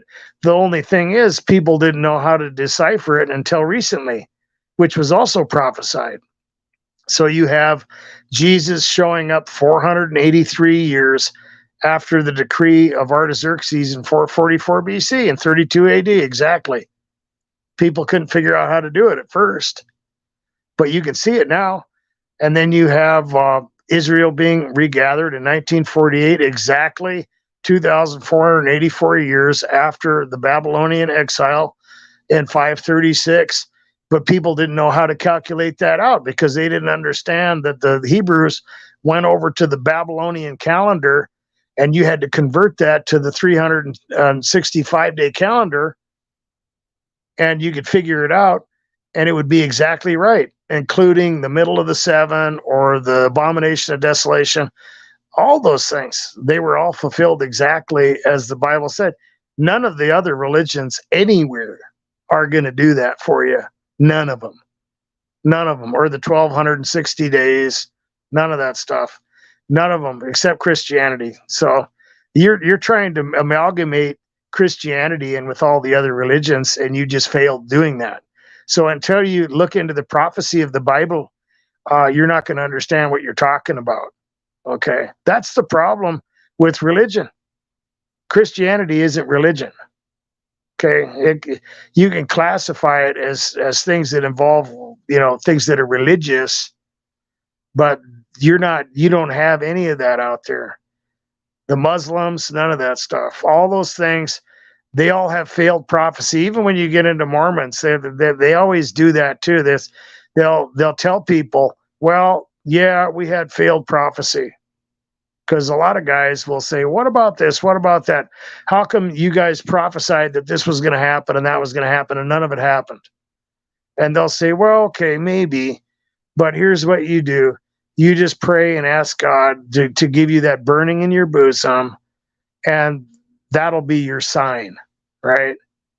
Well, that's not fulfilled prophecy. That's a religious spirit that's making someone feel a certain way, and that doesn't make up for, like I said, the obvious, undeniable fulfilled prophecy that's all over in history, which none of the other religions anywhere have any of that at all. There's a counterfeit version of it, and like I said, in the witchcraft or the destiny philosophy of the polytheism that's involved in the secret societies, which is nothing more than a contingency of the kingdom of darkness and their puppets, but it's nothing like the Bible. Okay.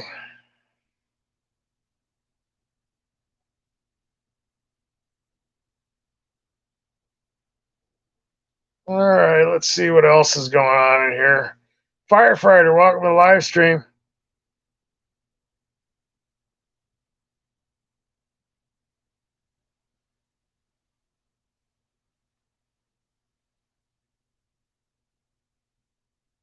Solon 5 statue says, I'm losing interest because you relate with the Quran. Well, that's, you need to do your due diligence and look into the Quran. Okay. And you got to see where they don't have that fulfilled prophecy in there at all. And then what you need to look into is some of that stuff that Muhammad talked about and how that fails in science. Because, there's, like I said, there's religion and then there's Bible. There's religion and then there's Christianity. They're completely different. And if you look into Christianity, you're gonna see science, and you're gonna see prophecy accurately. Before people thought the world was flat. I'm not a flat earther, but what's the Bible? The Bible talks about a sphere. It talks about actual science.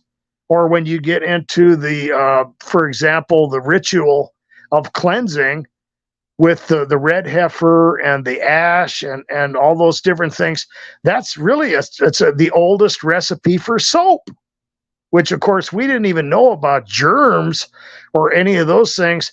And we didn't figure that stuff out till way later, but they had that.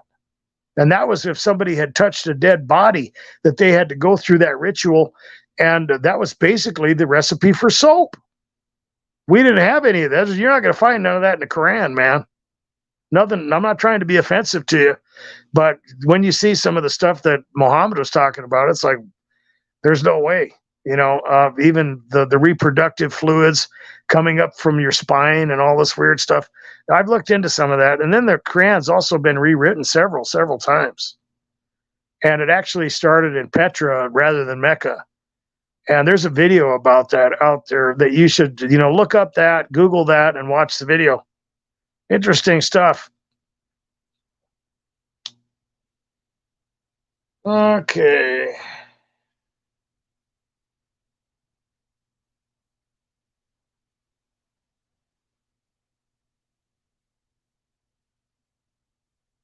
Okay.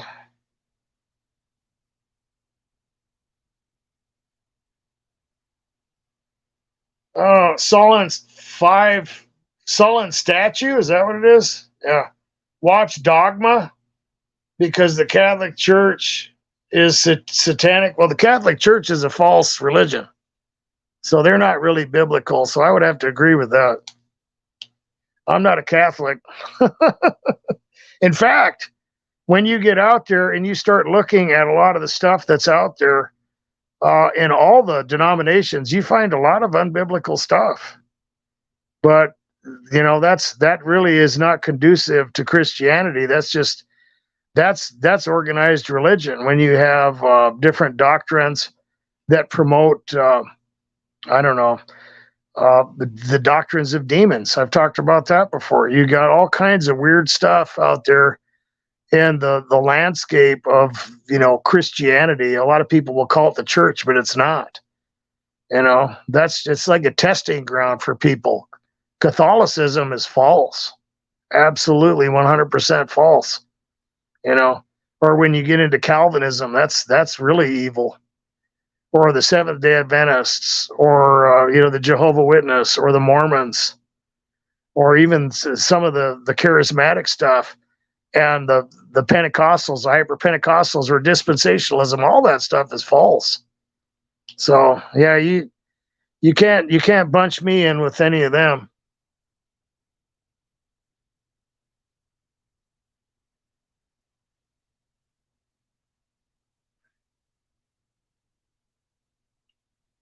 Okay, let's see what's going on.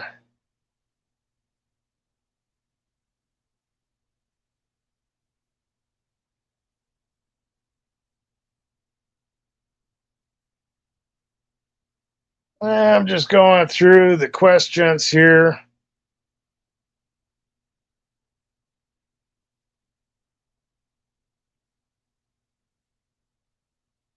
Okay.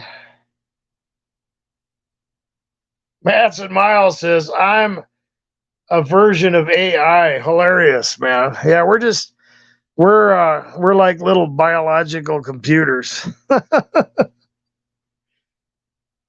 And that's interesting because I've talked about gang stalking as a way to program people. Really, that's what it is. I mean, you're dealing with a method, a scientific methodology, like a computer virus, man. You know, that's a lot of what you're dealing with. It's like through trauma, through the trauma drama that targeted individuals deal with as they invade your life. It's like getting a computer virus, a mind virus. And I've talked about how that works to where you get triggers, you get associations, and it doesn't mean that it's not real. It doesn't mean that people aren't being stalked and harassed. But what it is that it changes the way you process information, and it changes in the sense that depending on who you are, I think all targets deal with a type of reprogramming, and you got to fight it because your whole world is flipped upside down. And it's like at first, targets are, they don't know what's happening. And it's that process of sensitization and that invasion into their psyche. And then they're looking for it. So, rather than just walking into a grocery store and thinking about what they're doing and just, not really paying attention to everything. Now they're hyper focused. They're looking at people, see if they're looking at them. They're, listening to conversations around them, or they get attacked with that type of innuendo or direct conversation. And now when they're having a conversation with somebody, they're trying to figure out if they're hinting around, right? I remember that happened to me where instead, at first, I didn't know anything about that. I would just, have a regular conversation with people. But then I'd start playing that little game with these people, would start playing games with me. And I got to the point where I was trying to figure out what they were getting at. And I wasn't really sure if they were really being straight with me on the conversation. And it took me a little while to get over that stuff. Like, I don't even pay attention to it now. But it messed with me because they'll do that. They'll use personal info or whatever, and they'll try to shake you up so that you don't want to get, humiliated or, you want to be on top of whatever kind of game they're playing with you. But really, it's just a trick. And then the target is sitting around trying to figure stuff out. It's exhausting. It's a way to make a target dysfunctional. It's a type of a virus, they put in your head. It's crazy. All right, I'm going through the comments here.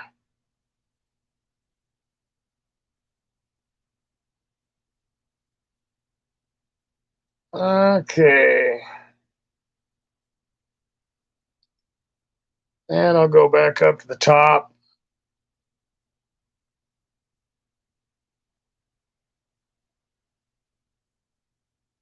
FNE, welcome to the live stream. Yeah, I've been talking about some very unpopular topics. Like I've mentioned that before. I'm not out here to get, I lose followers when I start talking about this stuff. But that's the way it goes. If I end up with 25 people who agree with me or see what I'm talking about, I'm there for you. If I wanted to be popular and go with the status quo, I'd be talking about all that stuff and, promoting all that and talking about lawsuits and everybody would love me. I'd tell them everything they wanted to hear, and the earth is flat and people are looking through your eyes and all this stuff is just AI and you don't have to worry about anything. And they would all love me. I'd have 4, 5, 6, 8,000, 10,000 vol. That's not what I'm doing. The truth is very inconvenient. And the truth is we all have problems, and, getting our lives in check and in step with the word of God is difficult, especially in the tyranny of the world, the flesh, and the devil, right? Especially with the deprivation target individuals deal with. And we're all headed to judgment. Okay. And the blessing that comes out of gang stalking is to see that this stuff is real. that the things that are in the Bible, including demonic possession and oppression, are real. Okay. That there is a kingdom of darkness, that there is a bunch of spirits and stuff like that that are real. There's going to be a judgment, right? There's going to be a great tribulation that happens. Jesus is literally going to return. There's going to be a rapture. All those things are real. Okay, and we've got to be in the good graces of God, and that's not easy. And there's sin, and there's propensities that we all have. I've got it.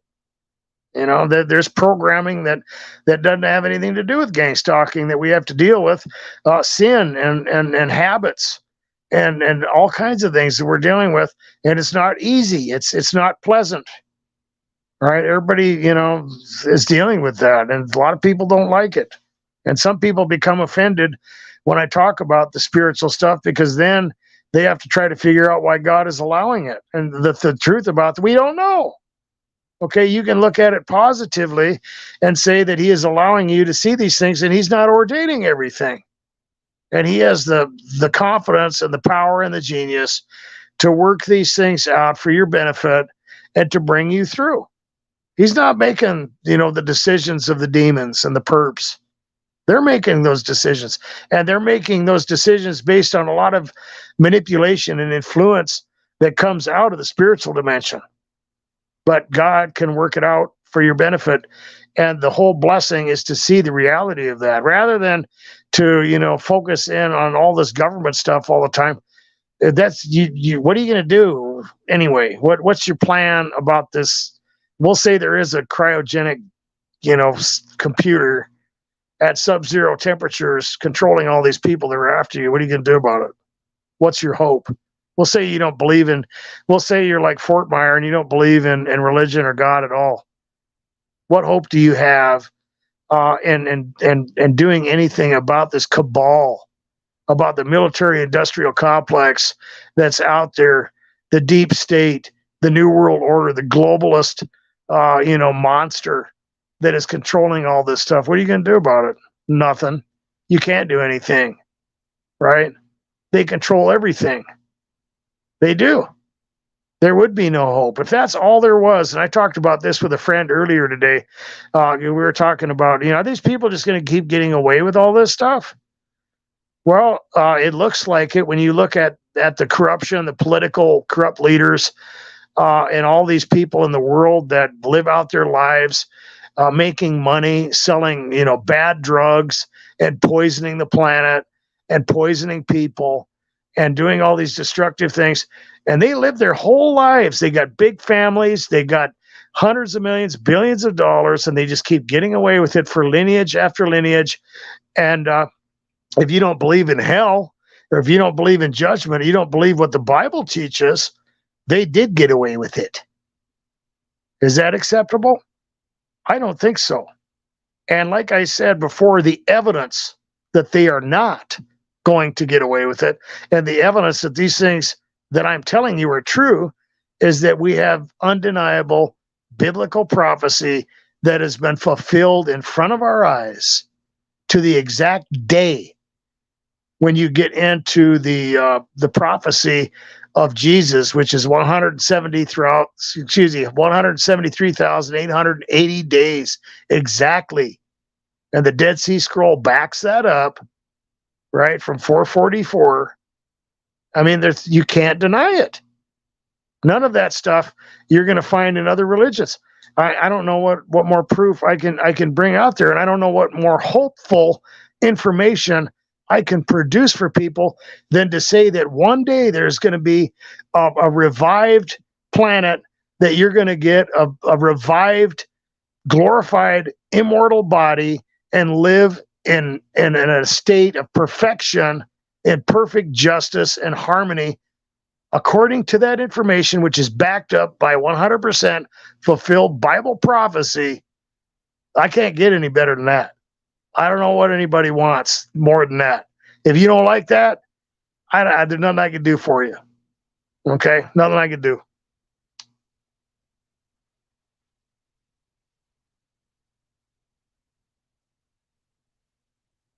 Okay.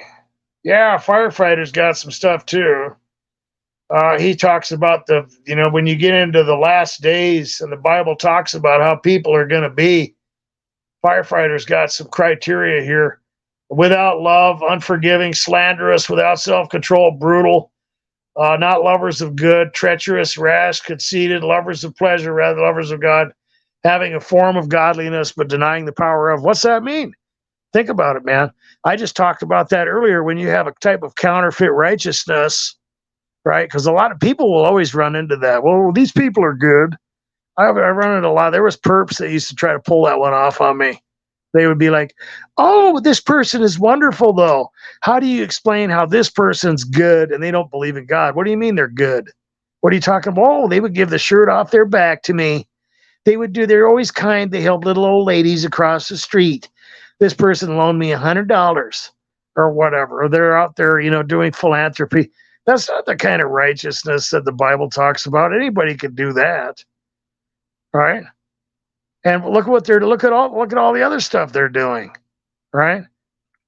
The power of that, in the sense that you have a counterfeit type of religious system where you have religious spirits giving people the power to do this stuff. When that disappears, what do you see? Well, you see a lot of false doctrine, and you see people who don't know the truth, and they deny Jesus, they deny the power thereof, they deny the truth, which is proved by biblical prophecy, which I said, and they deny that power of which is the Holy Spirit and the redemption that comes through relationship with Jesus Christ, and they have a counterfeit version of it. Absolutely.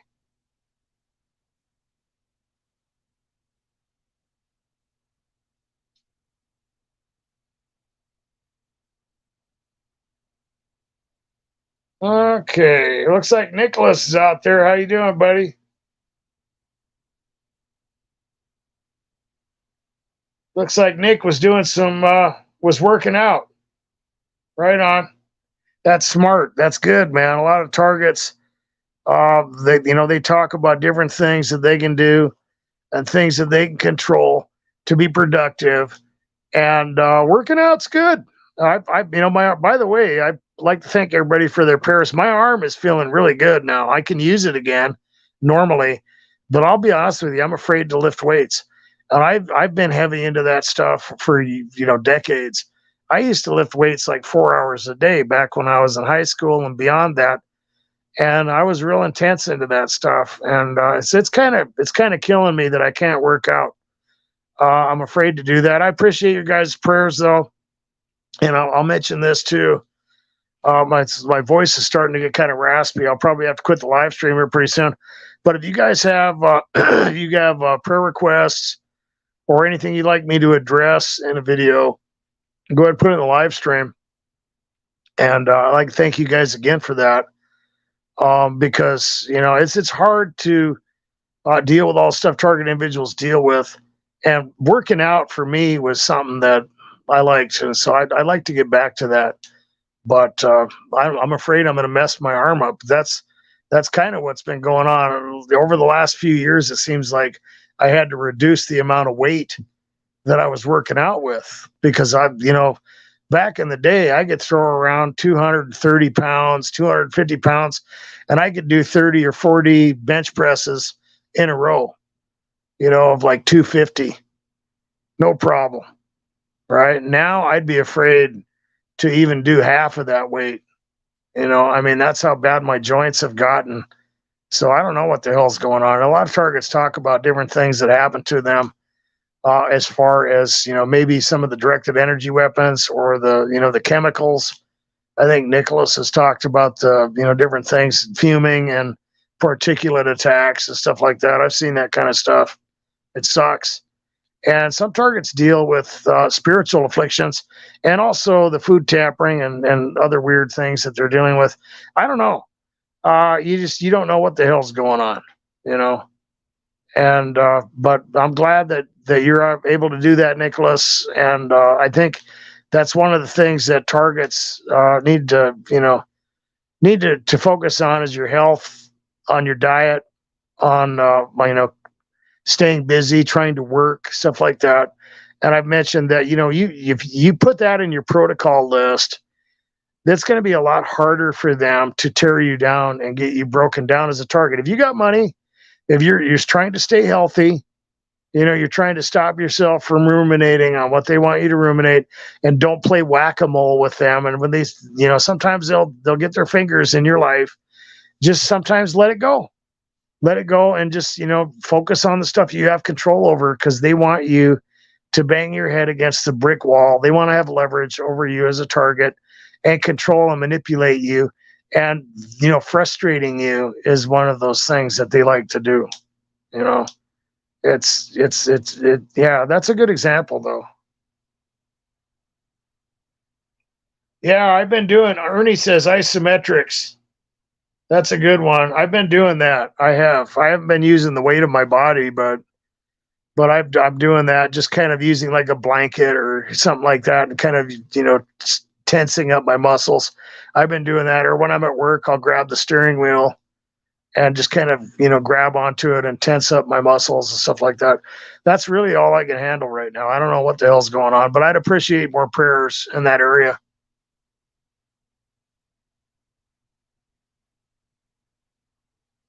Okay.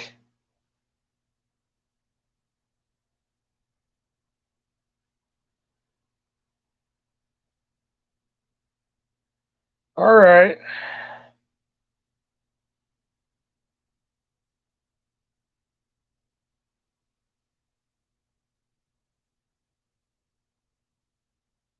Okay.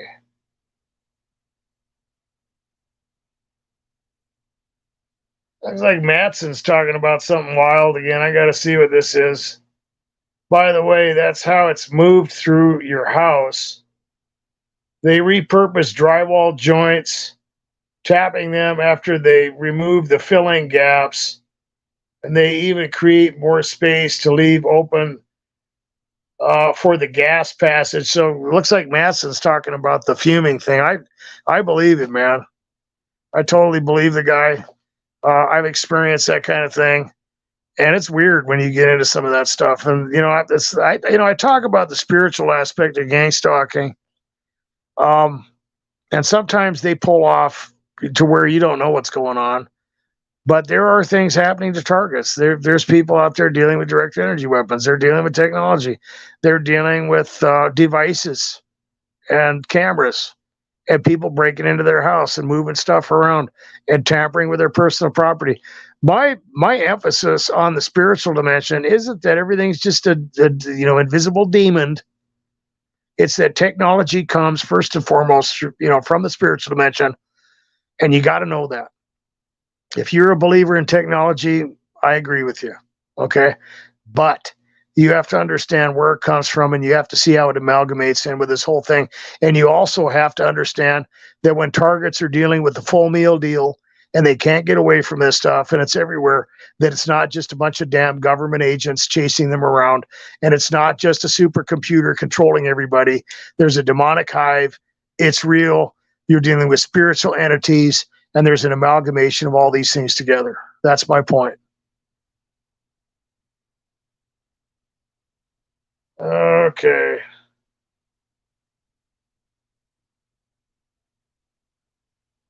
And Firefighter says, I've heard 3X witches on YouTube validate the whole covenant target Christians. Yeah, I've heard that many, many, many, many times. Sometimes they will send a witch or someone from the coven into the church, literally, to do the long con, man, to play like they're, a Christian. I've heard a lot of witches say that. I've heard warlocks and witches talk about that. Absolutely.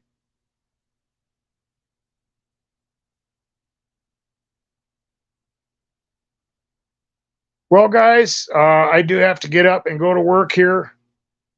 Well, it's only 10:30. I guess it's not that late. I'll stay on a little bit longer. My voice is kind of getting raspy, but I'll hang out for a little while longer here. Let's see where the conversation goes. Let me go back up into the combos. And Nicholas wants me to look up the ripstick. Okay, I'll check that out. Yeah, because my elbows, dude. Because I used to do I mean, I used to do 80 to 100 pound curls. I do 25 of them, and that would be a good workout, just maybe 3 times a week to keep from falling apart. Then I had to move down to 60 pounds. Then I had to move down to 40 pounds. And it's this like, man, I don't know. I don't know what the hell's going on, but it's like something's going on with my tendons, is what it feels like. Feels like they're gonna snap. But like I said, now that I've kind of backed off, and I've had this happen a couple times, I had my arms lock up for a while too. And I keep working though. I keep going to work, and it's just like, man, whatever happens, I've got to be able to work. I've got to be able to do that. In fact, I've talked about that before for targets who are experiencing workplace harassment. Gig work is a good option. I'm making between $150 and $200 a day, and I'm crippled, man. I'm crippled. I mean, I'm over 60% disabled, guys. I don't have any cartilage in my knees or my ankles, and I've got osteophytes and bone spurs that make it look like I got a shark mouth in my ankles and my knees. Not to mention all the other stuff that I'm dealing with. I can barely walk, literally. Literally, I've been accused, people come up and ask me if I've got prosthetic legs, literally. So if I can do that and make, pretty good money between $700 and $900 a week, then anybody out there can do it. And it doesn't mean you're not going to deal with gangstalking. It doesn't mean that there's not like I said, a demonic hive out there. But if you're doing what you're supposed to be doing, you work with God, and sometimes He's going to allow them to come in on you, and whatever happens, you just got to deal with it. You can't complain. We all deserve to be judged. No, God doesn't owe anybody anything. Sometimes you have to think that way. God knows what He's doing. He's not an idiot. He knows what's up. And sometimes it's confusing and everything, but like I said, the gig work, it helps, because people do deal with the hive. You're dealing with demonic harassment. There's people out there that, make it like your workplace hell. And I've done that. I've had to leave jobs before. It sucks. But, you get out there and do that gig work. If you got a vehicle, even if you don't have a vehicle, you can take out an auto loan and pay for it, no problem. If you're one of those people who are like, I don't have a vehicle, get a good Toyota or a good Honda or something, something that's been taken care of. Those things will go 500,000 miles. I got my Honda, and that was after that wreck. That if you've been on the channel for any amount of time, you'll know I got in a wreck in 2023, and it totaled my vehicle. Unfortunately, I put a bunch of money into it, but the Honda that I bought had 140,000 miles on it, and I'm well over 210,000 now, and it's been that long ago. And those things can go 500,000 miles, depending on what's wrong. If people take reasonable care of them, you keep oil in it and stuff like that. Those things. So you can even get a used car and still make killer cash. Toyotas and Hondas. Some of the Subarus are okay. You usually get about 250, 300,000 out of them if you take real good care of them. But Hondas and Toyotas will go the distance, man. And you can make, there's guys out there that they're healthy and do catering. That's really where the big money is. I got a catering delivery today, and it only took me like a half an hour. I got like $37. That's pretty good for one delivery. But if you're healthy, you can do, oh man, you can make $1,000 a week, no problem. All right.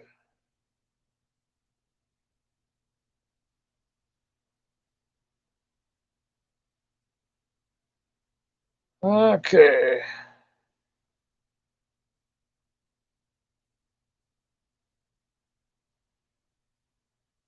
All right. Yeah, Ernie says Toyota's last. Yeah, they do.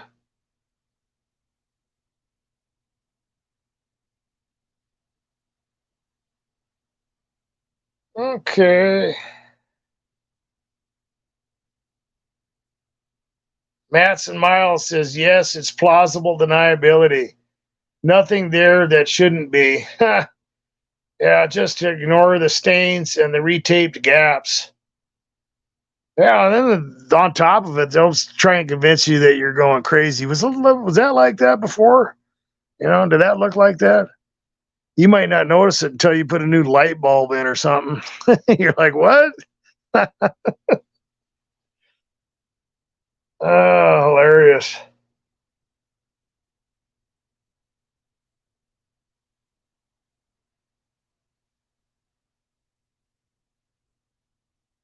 All right.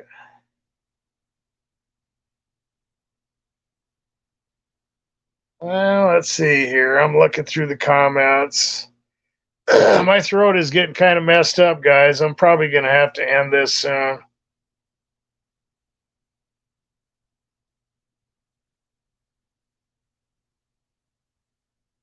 Okay.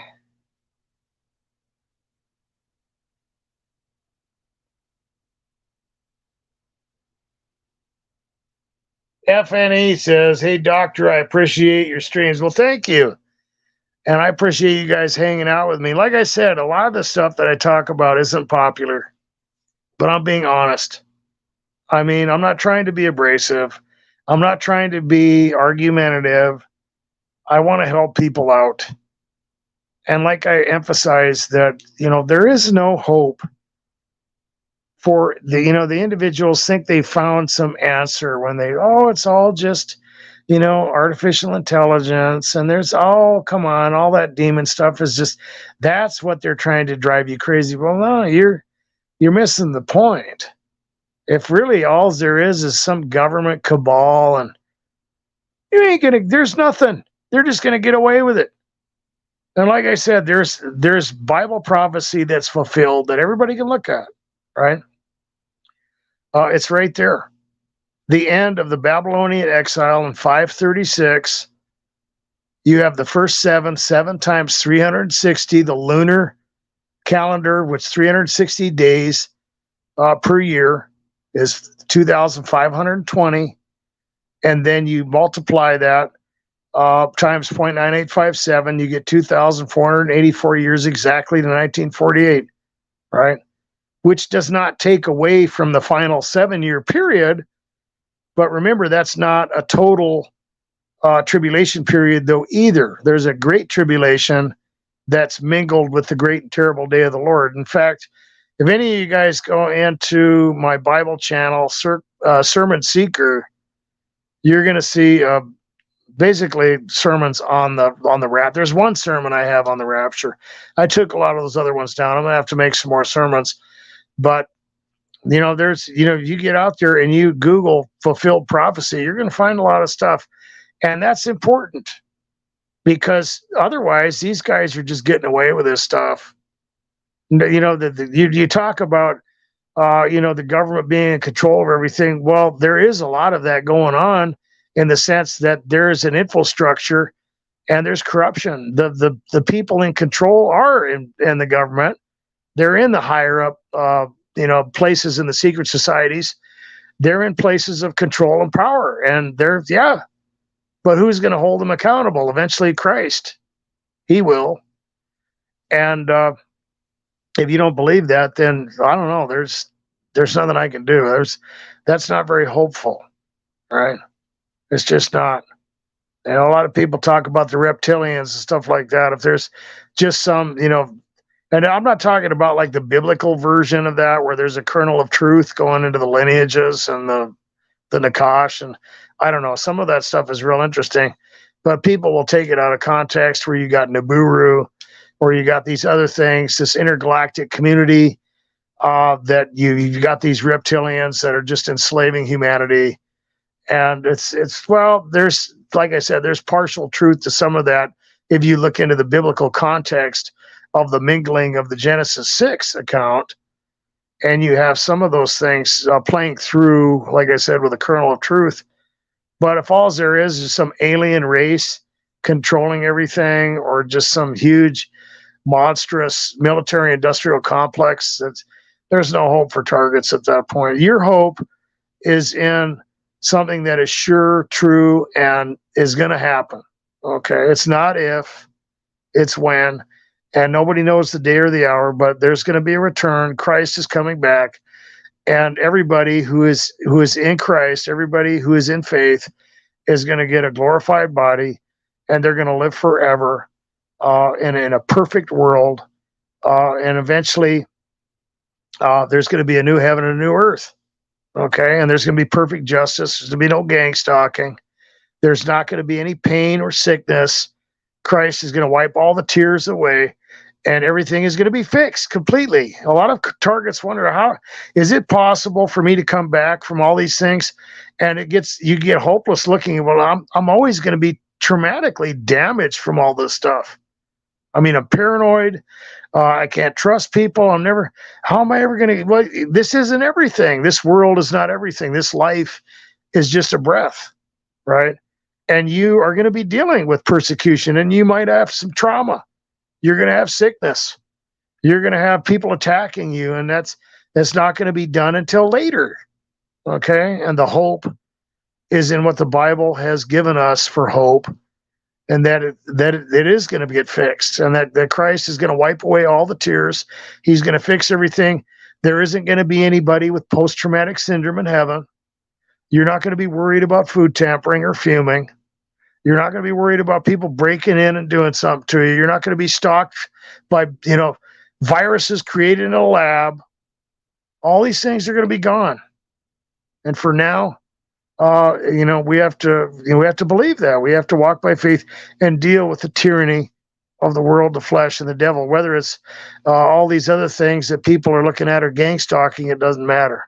Well, I'd like to thank everybody for coming in. I'd like to thank everybody for their prayers. Like I said, my arm is doing better. Hopefully that'll continue. And I'd like to put that up again, that anybody who has a prayer request, put that up in the comments or whatever. We'll put it out there for everybody to pray, because prayer works, guys. It does. It always works for me. Every time I ask you guys to pray for me, it works. And it's important that we do that as a community. If nothing else, it's one thing to get together and talk about this stuff. That's good. That's good that we interact, because targets are dealing with deprivation. But you got to ask God. You got to pray. You got to pray for one another. And that's how this is. It's a spiritual battle, guys. It's a spiritual battle. It's spiritual warfare. And we have to remember those things. I'd like to thank everybody who helps support me in the channel. The link is in the description. Guys, God bless. Be good to yourselves. Be safe.